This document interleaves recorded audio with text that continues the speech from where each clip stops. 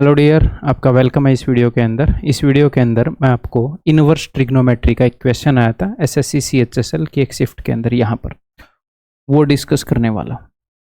ठीक है, और ये क्वेश्चन देखकर आपको बिल्कुल भी डरना नहीं है। वैसे तो मैं इसको पहले ही डिस्कस करने वाला था, बट जो क्विक रिविजन बैच है उसके अंदर लगा हुआ था। ठीक है, ये एग्जैक्टली जितना हमें पता होना चाहिए उसी जगह से ये क्वेश्चन आया है, बट पहली बार इनवर्स ट्रिग्नोमेट्री से क्वेश्चन पूछा गया है। ठीक है, तो नंबर 1, अब अगर आप ये क्वेश्चन देखते हो तो आप एक ये गलत काम कर सकते हो कि जो इनवर्स ट्रिग्नोमेट्री है उसके 11वीं 12वीं की किताब उठाओ और उसमें से इनवर्स ट्रिग्नोमेट्री के सारे फॉर्मूले या सारे कंसेप्ट याद रखने लग जाओ, और ऐसे डर के मारे कि कहीं ये ना हो वो इससे क्वेश्चन पूछ ले और मैं रह जाऊं। आपको ऐसा करने की बिल्कुल भी ज़रूरत नहीं है। ठीक है, अगर कोई आपको ऐसा करा रहा है तो वो मिसगाइड कर रहा है। ठीक है, और ये इनवर्स ट्रिग्नोमेट्री का क्वेश्चन आया है इससे पहले ही कोर्स के अंदर। मैं लगातार ये कराता आ रहा हूँ कि इनवर्स फंक्शन का मतलब एग्जैक्टली मैं जगह बता देता हूँ जो कोर्स के अंदर बच्चे पढ़ रहे हैं। कोन के अंदर मैंचुरेशन 3D में जब हम सेक्टर से कोन बनाते हैं तब एक क्वेश्चन मैं करवाता हूँ जिसके अंदर इनवर्स वाले फंक्शन का यूज होता है। ठीक है, तो क्या मैं कोई ऐसा बंदा हूँ ज्योतिषी कि जिसे पहले पता चल जाता है कि एग्जामिनर क्या पूछेगा? नहीं। सीडीएस के अंदर एक बार एक क्वेश्चन आया था, वो सीडीएस का ही क्वेश्चन है, तो मुझे पता है कि एग्जामिनर वहां से भी कई बार सवाल उठा के देता है, इसीलिए मैं वो करवा देता हूँ एक क्वेश्चन, और वहां पर मैं इनवर्स फंक्शन की डेफिनेशन बताता हूँ। यार इतना हमें पता होना चाहिए, that is more than sufficient. तो वो मैं बताऊंगा, ये क्वेश्चन आपके लिए केक वाक रहेगा। ठीक है, तो देखो एग्जामिनर जो भी आज तक पूछता रहा है, बहुत सारा डाटा अपने पास है, बहुत सारे क्वेश्चन अपने पास है, बहुत सारे क्वेश्चंस का नेचर एनालाइज करने के लिए अपने पास है बहुत सारे क्वेश्चन। तो बेस्ट कि कितना वो क्या पूछ सकता है क्या नहीं पूछ सकता है एग्जामिनर, उसकी अगर हमें रेंज डिसाइड करनी है, उसकी हमें एक लॉजिकल रेंज डिसाइड करनी है कि इतने में से पूछ सकता है, उसका बेस्ट डाटा क्या है कि आज तक के सारे PYQs, आज तक के जितने भी प्रीवियस ईयर क्वेश्चन है उनको पढ़ करके एग्जामिनर हमसे क्या चाहता है, बेस्ट अनुमान यहीं से लगाया जा सकता है, और उसी अनुमान के बेस पर मैं आपको हमेशा से चीजें पढ़ा रहा हूं। ठीक है, इसके अलावा अगर कोई भी बंदा ऐसे गैस करता है कि ये आएगा, वो बस बेकार में ही, मतलब इसके ऊपर बेस्ड अगर कोई डिसीजन नहीं है तो आपको कैसे पता क्या आएगा? हाउ, कैसे यही आएगा? क्योंकि जो एसएससी का मैथ है, अगर पूरा क्वांटिटेटिव एप्टीट्यूड इतना है तो एसएससी का मैथ छोटा सा ही है। क्वांटिटेटिव एप्टीट्यूड में मैथ की भी बात नहीं कर रहा, क्योंकि क्वांटिटेटिव एप्टीट्यूड में भी बहुत सारे नेचर के क्वेश्चन बन सकते हैं। तो हमें पूरा क्वांटिटेटिव एप्टीट्यूड नहीं पढ़ना, हमें एसएससी का मैथ पढ़ना है। तो उसके अंदर आज तक जो पूछा गया है उसके ऊपर बेस करेंगे हम अपनी पढ़ाई को कि ये है सारे। तो वो काम टीचर्स का, ऑफकोर्स वो काम मैं करूंगा, आपको ये एनालाइज करने की जरूरत नहीं है कि भाई हम सारे क्वेश्चन का नेचर देखें। ठीक है, तो घबराने की जरूरत नहीं है, उसी के बेस पर बोल रहा हूँ। ये पहले से ही अनुमानित था कि इतना पूछा जा सकता है, इससे पहले जो कोर्स में वीडियो पढ़ी थी उसमें मैंने बता रखा है। ठीक है भाई, क्लियर है? ये सवाल नहीं कराया मैंने, उसने आज तक ये पूछा नहीं, मेरे को क्या पता ये पूछेगा। मैंने कोस इनवर्स साइन इनवर्स इनकी डेफिनेशन बता रखी है कि इसकी डेफिनेशन ये है, अगर पूछेगा तो एट द मैक्स सवाल इस चीज के ऊपर बेस होगा कि इनकी डेफिनेशन आपको पता है कि नहीं। ये नहीं बोल रहा एग्जैक्टली ये कराया है। ठीक है, क्लियर है भाई? तो यानी कि एग्जामिनर जो पूछने वाला है उसके 99.99% को हम कवर कर सकते हैं जो उसने प्रीवियस ईयर क्वेश्चन पूछे हैं उसके डाटा से। कभी कभी 5-6 साल में एक क्वेश्चन ऐसा आएगा कि जो वो थोड़ा सा हमें सरप्राइज कर देगा कि आज तक ऐसा क्वेश्चन नहीं पूछा है, एक पूछ लिया। तो उस 0.01% के चक्कर में ये नहीं है कि हमारा सिलेबस है इतना हम उससे 10 गुना पढ़ने लग जाएं। एक क्वेश्चन नहीं छोड़ेगा है, बाकी के 24 छोड़ देगा अपन, ऐसे नहीं करेंगे। मेरी बात समझ गए? सही तरीके से जा रही है आपके दिमाग में? ठीक है, तो अब इस क्वेश्चन को करें तो इस बात से कुछ दिमाग में से डर निकला, यार ऑन द राइट ट्रैक, आपको फॉर्मो करने की जरूरत नहीं है, फियर ऑफ मिसिंग आउट। सब पढ़ रहे हैं हम, सब कुछ 100%। वो 99.99% भी मैंने क्यों लिखा? अगर 5-6 साल में निकालने तो एक क्वेश्चन वो कई बार गलत कंसेप्ट पे क्वेश्चन पूछ लेता है वो एग्जामिनर, उनके बेस पे तैयारी थोड़ी करेंगे। ठीक है, स्टार्ट करें फिर, चलिए जी। तो कुछ ऐसे फॉर्मूलेज हैं जो आपको ऑलरेडी पता होने चाहिए, ये आपके सामने है। और अब मैं आपको इनवर्स फंक्शन की डेफिनेशन बता देता हूं, फिर हम ये क्वेश्चन करेंगे। ठीक है, ओके जी। देखो, तो इनवर्स फंक्शन की डेफिनेशन क्या है। जैसे x की पावर 5 इज इक्वल टू 32, अगर मैं आपको बोलूं कि इसे सोल्व करो, तो आप ये कर लेते हो कि x इज इक्वल टू 2, कर लेते हो कि नहीं कर लेते हो, क्योंकि आपको पता है कि 2 की पावर 5 करने पर 32 आएगा। लेकिन यहीं पर मैं ये बात बोलूं, x की पावर 5 इज इक्वल टू 37, तो आपको क्या लगता है अपने एग्जाम के अंदर इसका क्या उत्तर मिलेगा? 37 की पावर 1/5 ये उत्तर मिलेगा या एग्जैक्टली सोल्व की हुई मिलेगी? ऑफ कोर्स ये उत्तर मिलेगा।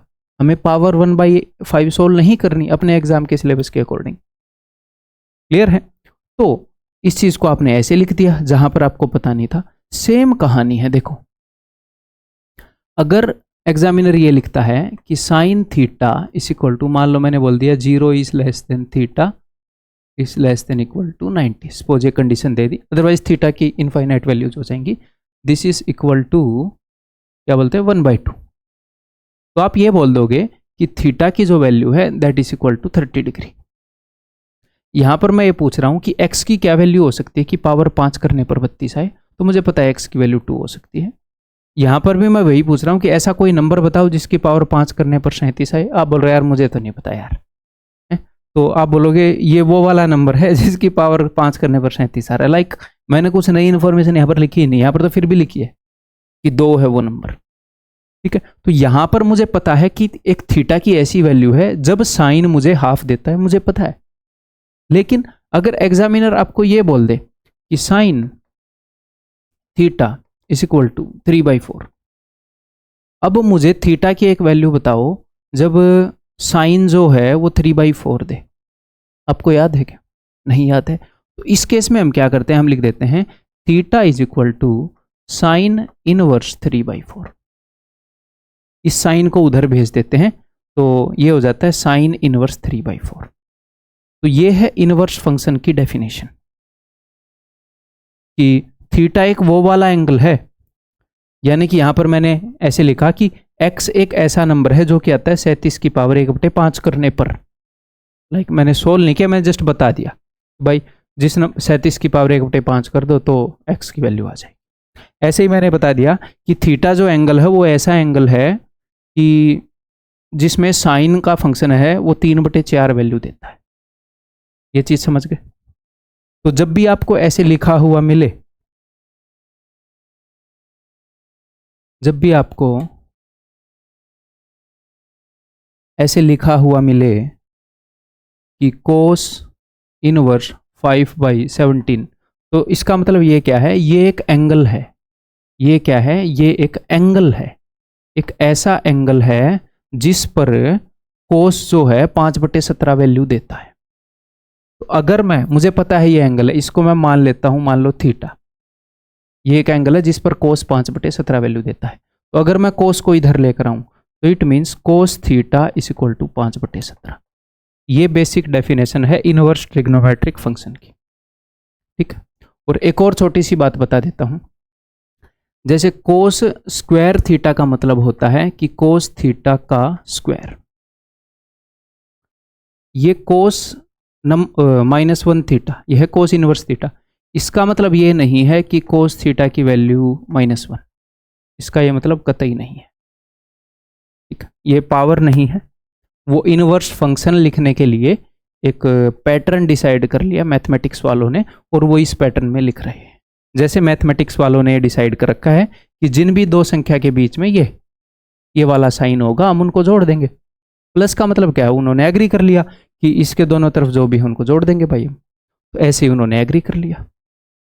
ये बात समझ में आ गई? क्लियर है? तो अगर आपको कहीं पर ये लिखा हुआ मिलता है कि साइन इनवर्स 5/23, तो इसका मतलब है ये एक ऐसा एंगल है जब साइन जो है 5/23 वैल्यू देता है। क्लियर है? समझ में आ गई बात?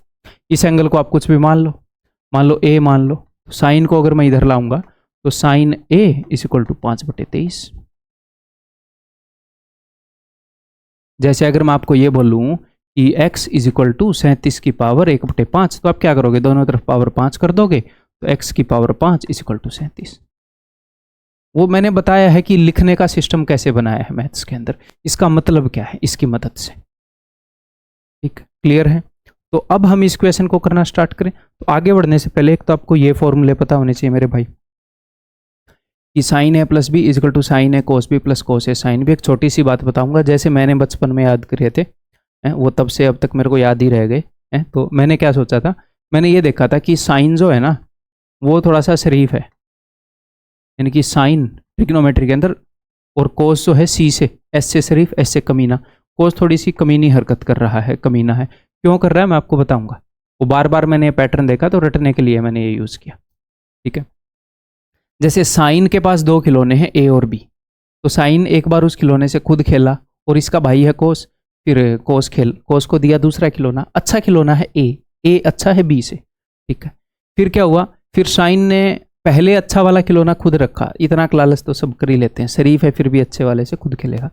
फिर साइन ने अच्छा वाला खिलौना कोस को दिया और दूसरे वाला खिलौना खुद खेला, बढ़िया बंदा है, फिर शरीफ ही है। देखो प्लस है तो प्लस है, बहुत सारी चीज़ें बदलता भी नहीं है। साइन ए माइनस बी, माइनस है तो माइनस है, वही पहले खुद खिलौना लिया, फिर कोस को दिया, फिर कोस को दिया बड़े वाला खिलौना, खुद छोटे वाले से खेल लिया जब उसका मन भर गया। ठीक है, कोस कमीना क्या है कि कोस के पास थे दो खिलौने, बीच में प्लस लगा था। ठीक है, तो एक तो ये प्लस का माइनस कर देगा, माइनस का प्लस कर देगा, चीज़ों को सेम टू सेम नहीं रहने देता ये।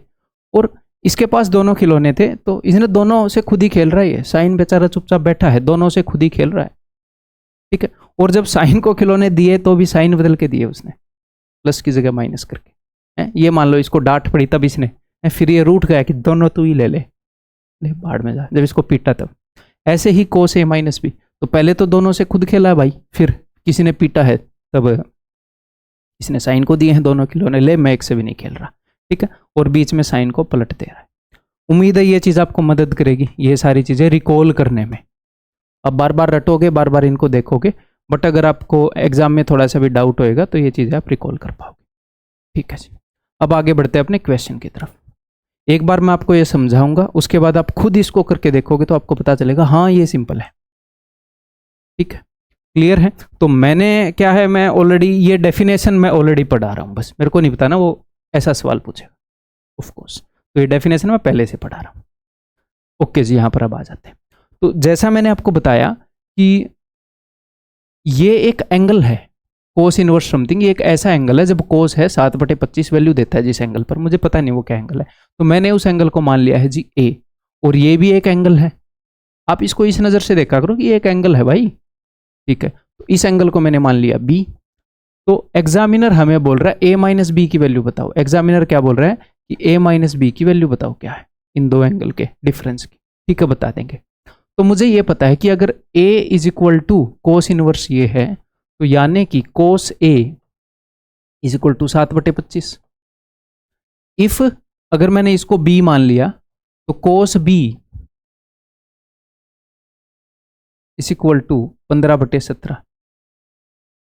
देखो एक बार फिर से सेम बात बता रहा हूं कि अगर हमें पेपर क्लियर करना है तो हमें इस चीज पर फोकस नहीं करना कि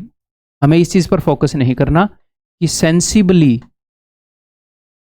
और लॉजिकली एग्जामिनर क्या पूछ सकता है, मतलब हाँ ऑफ कोर्स इस पर फोकस करना है। हमें इस चीज पर फोकस नहीं करना कि वो आउट ऑफ द ब्लू क्या पूछ सकता है, कि वो कभी कभी क्या पूछता है, उस पर फोकस नहीं करना। हमें इस पर फोकस करना है कि वो 99.99% ऑफ द टाइम क्या पूछता है।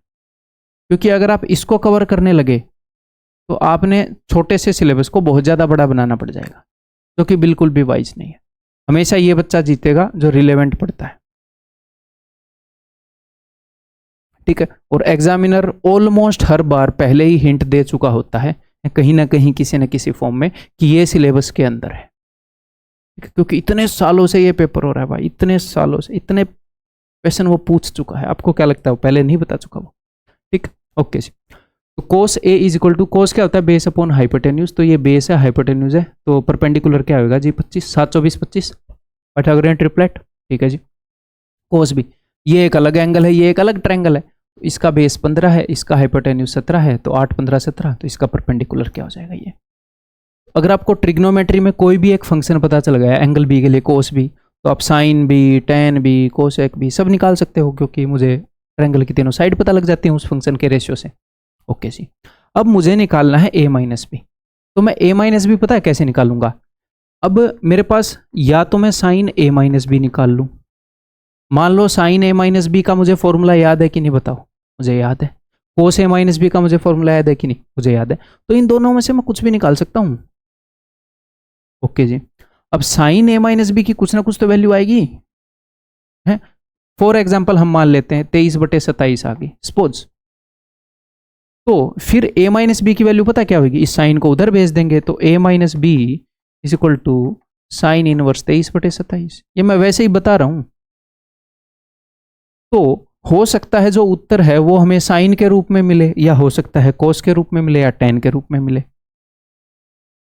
हो सकता है कोस के रूप में दे दे, कोट के रूप में दे दे, हमें पता नहीं। तो पहले सर साइन का निकालू या कोस का, तो किसी भी एक का निकाल लो, हमें नहीं पता। या फिर आप ये देख सकते हो कि ऑप्शन में सबसे ज्यादा क्या यूज हुआ है। कई बार क्या होता है 3 ऑप्शन में कोस यूज हुआ है, 1 में साइन, 3 में टेन यूज हुआ है, ऐसे।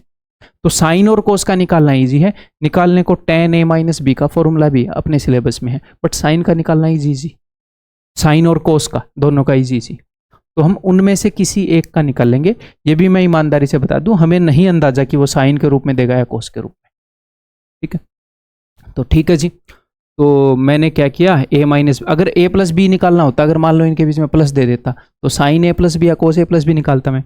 तो sine a minus B is equal to क्या है, साइन ए कोस बी। याद है ना आपको साइन, चलो मैं लिख ही देता, sign A cos B minus cos A sine B. ठीक है जी। तो साइन ए क्या है, यहां से निकालोगे आप, perpendicular upon hypotenuse 24/25। Cos B क्या है, कोस बी है भाई यही जो निकला पड़ा है 15/17।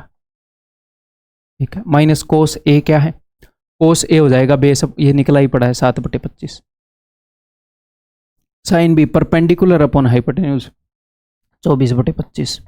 ठीक है जी, नहीं हाँ, तो फिर ये क्या किया मैंने, कोस बी, तो मुझे साइन बी निकालना था ना। मैं सोच रहा है डिनोमिनेटर में 25 17 दोनों नहीं आए, दोनों जगह आएंगे। एक बार ये ट्रायंगल यूज कराऊँ, एक बार ये ना। तो क्या था साइन बी, तो sine B will be perpendicular upon hypotenuse 8/17। ठीक है, या तो ये कट जाएंगे, नहीं कटेंगे तो भी कोई दिक्कत नहीं है। तो नीचे आ जाएगा जी 25 × 17। क्लियर है, तो इसको मैं सोल्व कर लूँ। तो 17 × 5 = 85, 8 17 दूनी 34 और 8 42। मैंने बच्चों को ऐसे देखा है कि 25 तक पहाड़े तो उनको याद नहीं है, और वो बात कर रहे हैं ये वाली शॉर्ट ट्रिक मैं कैलकुलेशन की लगा दूंगा, ये लगा दूंगा, वो लगा दूंगा। भाई जो चीज इतनी ज्यादा यूजफुल है वो आपको याद नहीं है, और आप बड़ी बड़ी बातें कर रहे हो, है ना। तो ये बेसिक सी जो चीजें हैं, 30 तक स्क्वायर, 15 तक क्यूब, 25 के पहाड़ी, ये टिप्स पर होने चाहिए। ठीक है, 162 दिखते ही कि भैया ये तो 18 निम में है। ठीक है, तो उनको बार बार लिखो तभी याद होंगे। ठीक है जी। तो अब देखो इनको अगर जोड़ना है, तो यहाँ पर मेरे को दिख रहा है 8 कॉमन है। जब भी ऐसा होता है तो मैं क्या कर लेता हूँ, 8 × 8 8 × 24, 8 मैंने लिख लिया ताकि कैलकुलेशन अपनी छोटी हो जाए, 8 गुना कम होगी। अब कुछ और कॉमन है नहीं है, तो 15 × 45, 45 - 7 तो 38। ठीक है, तो 8 8 64, 6 8 × 24 और 6 30। तो ये आ गया साइन a माइनस बी 304/425। तो यहाँ पर अब मैं लिख सकता हूँ कि a minus B is equal to, sine a minus B की ये वैल्यू है, is equal to sine inverse 304/425। तो ऐसे एग्जाम में आपको लिखना नहीं है, आप यहीं से देख लोगे कि a माइनस बी की वैल्यू हो जाएगी साइन इनवर्स। तो यहाँ पर है क्या, साइन इनवर्स 300, यही है ऑप्शन है, यही है क्या। ठीक है, अब मान लो ऐसा हो सकता है कि वो साइन के रूप में ना दे। मैं पहले ही आपको बता रहा था कि वो साइन के रूप में ना भी दे। सर साइन के रूप में ना दे इसका क्या मतलब है, बताता हूं। देखो देखो a माइनस बी भी तो एक एंगल ही है, दो एंगल का डिफरेंस है, 60 - 30 30 है, कुछ भी 70 - 20 50, कुछ ना कुछ एंगल ही आएगा। तो इस एंगल के लिए साइन की क्या वैल्यू है, साइन समथिंग अगर हमें पता है तो मैं कोस समथिंग भी निकाल सकता हूं, मैं कोस a माइनस बी भी निकाल सकता हूं। मैंने यही तो आपको बताया, किसी एंगल के लिए आपको कोस पता है तो साइन भी तो निकाल लोगे, बेस हाइपोटेन्यूज आपको पता है तो ऐसे ही आप कोस भी निकाल लोगे। कैसे? देखो साइन ए माइनस बी ये है, तो ये जो भी ट्रायंगल है जिसमें ए माइनस बी एंगल है उसमें परपेंडिकुलर ये है, हाइपोटेन्यूज ये है, ये परपेंडिकुलर अपॉन हाइपोटेन्यूज होता है। तो बेस क्या हो जाएगा? तो बेस हो जाएगा हाइपोटेन्यूज का स्क्वायर माइनस परपेंडिकुलर का स्क्वायर अंडर रूट, यानी कि 425 का स्क्वायर माइनस में 304 का स्क्वायर अंडर रूट, ये है जी बेस। तो इसको एग्जैक्टली इनका स्क्वायर नहीं करना है दोस्त, ये ए स्क्वायर माइनस बी स्क्वायर है, तो ए प्लस बी इंटू ए माइनस बी करोगे तो चलिए जी अंडर रूट दोनों का सम, तो 729 इंटू में दोनों का डिफरेंस तो 121 है ना, तो 121 का स्क्वायर रूट बाहर आके 11 और 729 का 27, तो ये हो जाएगा 297। तो बेस आ गया अपना 297। तो कोस ए माइनस बी क्या हो जाएगा? कोस ए माइनस बी क्या हो जाएगा? कोस ए माइनस बी हो जाएगा ये बेस अपॉन हाइपोटेन्यूज 425। तो वो ऐसे भी दे सकता है आपको कि A minus B is equal to cos inverse 297/425।